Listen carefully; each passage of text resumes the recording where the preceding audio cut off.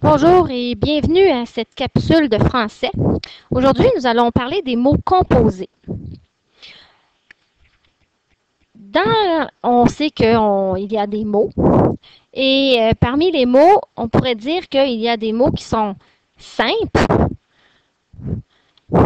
Juste un instant.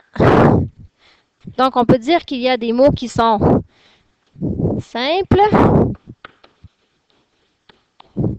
et des mots qui sont composés. Des mots simples, qu'on appelle communément les mots. Donc, on va prendre un exemple, par exemple, chien. Chien est composé d'un seul mot. Un mot composé est l'union de deux ou plusieurs mots pour en former un nouveau. Donc, on peut créer des mots composés en unissant donc deux ou plusieurs mots pour en former un nouveau. On va prendre un exemple, par exemple, machine à coudre.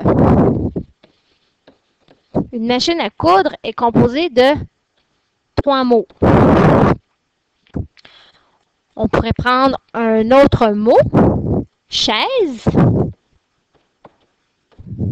On sait que chaise est un mot simple aussi, mais si je veux composer un mot à partir de chaise, je peux dire une chaise longue, c'est un mot. J'aurais pu le formuler en disant la chaise est longue. À ce moment-là, longue aurait été un adjectif.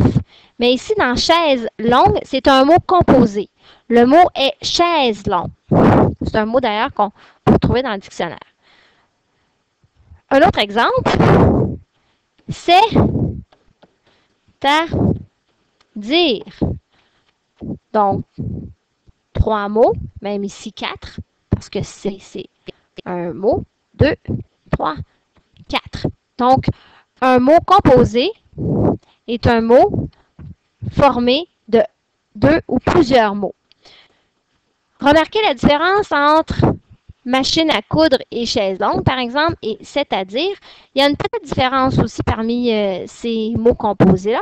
Dans machine à coudre et dans chaise longue, il n'y a pas de trait d'union qui sépare les mots. Tandis que dans c'est-à-dire, on voit très clairement les traits d'union. Donc, on peut voir que les mots composés sont parfois séparés avec un trait d'union ou parfois les mots composés ne sont pas séparés avec un trait d'union.